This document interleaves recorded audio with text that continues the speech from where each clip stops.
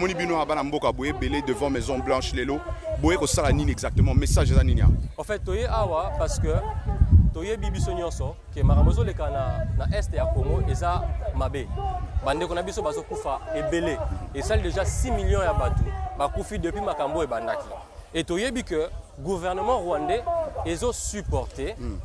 rébellion il y a M23 et tout le rébellion dans la carte on a pour déstabiliser région ya est. Ouais. Alors toye awa liboso ya Maison Blanche pour na to loba na mokili moyimbake et botala mamozo lekana na est ya Congo soki le loba ukrainien bazolo ba mamozo lekana entre Ukraine et Russe pourquoi pas nous le Congolais toya to ça mokili mobimba et tala mamozo lekana na Congo yango toye awa lelo koyebisa batu nyonso pour na ba que non et Congo to ça na posa ya aide to ça na posa ya protection ya batu na région wana ozomona to ça na posa ya protection ya ba humain c'est pour ça to ça awa. Qu'est-ce que ozo kanisa nini na ndenge gouvernement na bino na Congo ezo gérer likambo ya l'Est à RDC ce gouvernement na bino ezo tala lelo message ni ozana mpona opesa bango po bayoka ba cri ya bino bana ba congolais ya diaspora ya en États-Unis message ni ozana mpona bango okanisi ke baza o gérer likambo bien ou bien il faut basala encore plus message ni. Alors na roloba que chaque gouvernement tant ozo zwa mboka ezo sala musala ekoki pona ko développer mboka. Ça, je reconnais, bah, effort va se produire. Mais Nalingina a insisté sur l'importance de la sécurité à Banamboka. Parce que ceux qui Banamboka, la sécurité, alors ils n'ont même pas de pays. Pays exaté. Donc c'est important pour le gouvernement de mettre les gens qu'il faut à la place qu'il faut. Ceux qui sont incompétents, beaucoup de gens dans le gouvernement pour travailler. Ceux qui ont des généraux, la compétence, parce qu'à la fin, Binomoro est en danger. Les leçons qui rébellion est comité à Kinshasa. Alors c'est important de sécuriser et tandis à Congo. Ce qu'on dit aux Congolais, ça n'a pas de sens. Donc le gouvernement doit tout qu'il faut à la place qu'il faut. Moïbi, tout ça tellement riche. Ceux qui vont organiser comme il faut, tout ça bien. Mutunyo ça ko bénéficier nango yo ozo ba kenanga ça pour sambongo nanga non ce ko sali pour na mutunyo so okolia na yo bien okokufa tena na bobola donc il faut tous la botia ba tout qu'il faut à la place qu'il faut c'est tout ce que nous disons c'est tout ce que demande en tout cas pour na ba congolais so ba olando partout dans le monde message nous a pour na pesa bango surtout que mingi na bango ba un peu décourager ne to yebi na makam so le message ni espoir au pesa bango. OK espoir na pesa ba congolais c'est ça que espoir ya lobe zabiso ozonga ceux qui perdent d'espoir mboke kufi. C'est-à-dire que l'oko o esala que Buntu a continué à vivre ça espérance. Ce qui tiki espérance na yo moyen vivre ça sous-sauté. Donc nous devons continuer à nous battre. Les esclaves aux États-Unis babunda pendant je sais pas moi c'est 400 ans combien d'années mais ils ont gardé l'espoir, gardé espoir na bango ti lelo African American bazoko président des États-Unis bazoko député. Alors nous devons garder espoir et travailler pour le Congo, c'est tout ce que je peux dire. Tomoni andeko yo bundela mboka depuis kala en États-Unis lelo eloko nini eza spécial oboye ko senga awa devant Maison Blanche tomoni bino bana Congo belé awa message ni boye nango lelo awa bino ba congolais ya diaspora en États-Unis message nanga ya yambo ezali ke baimboka l'équipe mikolo belé bazali ko tungisama bandaki na Bunagana et puis rupture lelo to éviter lobby et okoma wapi yango to tiki nyonso to bandeko kosala pona koya kokabola pasi bolozi na biso na bandeko oyo bazali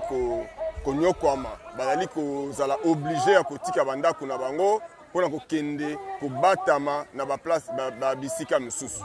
yango tolingi to talisa ke tozali bomoko na bango tozali kosunga bango tozali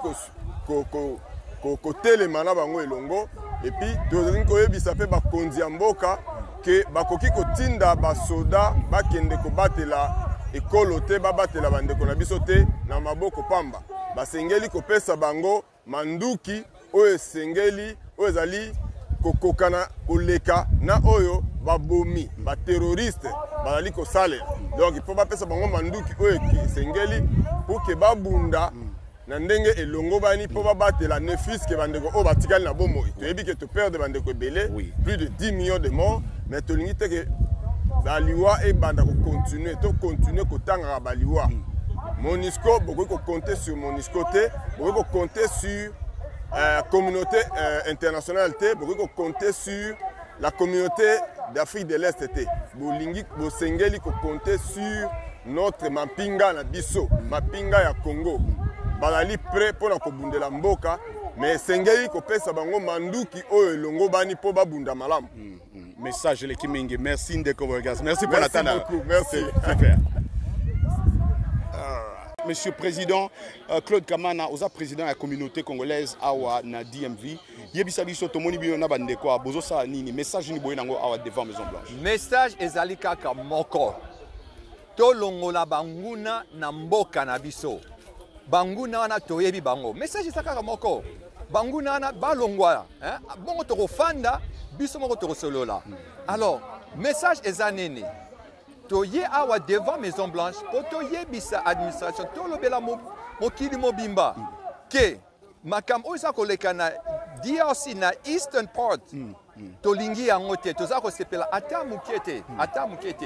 bana na biso bandeko na biso baza kokufa mikolo nyonso eza kitoko te yango toza awa poto dénoncer mabe oza kosala makuna parce que tala bitumba eza na bamboka kote mosusu Américain bakendaka basali mwa ba ak mais oya biso ezalaka kaka maloba mais tout monde rapenza te eloko moko ya makasi basali balobi ke non ba décision boye ou bien tongi lo mot tangible que tout monde ke ah basala ki toyoki yango mais basaka roloba maloba bien sûr toyoki yango mais il faut passer na action tomoni il y a 2-3 jours, le président Tshisekedi a l'équipe TV a sali discours naé, au lobby maloba, tout le monde lobby mingi président a continué koloba. Mais tout le monde peut image sous avion ya chasse et namboka. Est-ce que aux a espoir que si le gouvernement congolais a prêt à agir ou bien aux a encore pessimiste? Moi, nangana lobby boye. Naza nasima ya président soki a agir. Toyoki to lobby que diplomatie. To solo diplomatie mais diplomatie ngo ezaro kende musika te to komi na suka alors to lingi sikoyo to kende to moni nengo lobi wana ba avion ekiti ba bloc ekiti il faut to kende na liboso to kende to affronter sikoyo to sala to lakisa mokili ke to lobi ke non Rwanda kamwa mboka na muke ekokota na kati ya Congo 80 fois kamwa eloko muke wana asa ko sakana na biso ndengwana il faut que to affronter to lakisa mukolo oyebi tanto betaka ba e gogo mukolo et sala rapasi makasi donc to lingi penza ke to kene to côté la ba tikuna na bayoka parce que tant biso to zero kola mais ba mboka mikemi kwa na ba kero lobelo moko tia tala lelo ya mawatro donc situation nini président kanisi problème eza nini penza na mboka na bino na kwa mboka na likamu nini ezoleka na vraiment likamu ezalinde ya mabele ya ba richesse na biso parce que Congo wana eza na biloko bakoko batika ezali alors ba américain na banguna o ya pembeni ba multinational bayebi yango bayebi eloko nini eza kuna yango baza ko ngaoleka nati koloba awa ba produit mususu o ba américain ba nango besoin hein net ba coltan ba uranium ba baza ko kende kuna kozwa yango alors pour bazwa yango na ndenge ya malamu baningi tozala déstabiliser moi mo boulot ezala ba profiter alors biso na muzoba wana na bango baza kokota baza ko bena biso ba biloko yango eloko baza kolinga kokini basoluka kuna communauté congolaise devant Maison Blanche nayebi ke ba nenyoso elekaka ngana otokuta na ubea wa panda bane ko bundela mboka lelo na monio awa oye susu likamoni yango ezolekana lelo likambo ezolekana wa congolais a décidé que depuis tozwaki présidence au pouvoir, tovandaki mwa mukenye ndenge balobaka tozongi sima po tosote malamu. Il était normal que tozwata ya observation étant donné que nous sommes à la base de ce changement tant tobengaki que mwana mboka azwa pouvoir. Mwana mboka azwi pouvoir 4 ans après to moni que mwana mboka yemoko abimisi yango na monoko que bato o na solola kana bango o na kanisa ki que par nzela ya dialogue to nzela ya diplomatie toko yokana ba tubinga mbeli na mukongo alors soki muta tubi mbeli na mukongo et que o baluki o moni que za muto solola kana ye immédiatement il faut réagir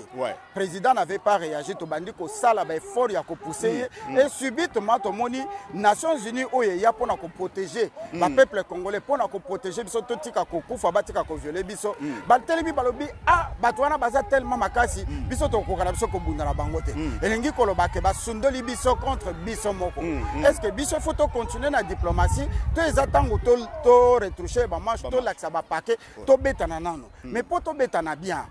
batona bapesi mu Congo na porte moko ya kofungwa auto za incapable ya kokanga to kata ba relation diplomatique to rappeler chargé de mission to repulser expulser ambassadeur sikoyo to vanda biso to se concerter na kati na biso to tamiser na ko tamiser on a to longola batu nyonso tozo considérer que baza de mèche avec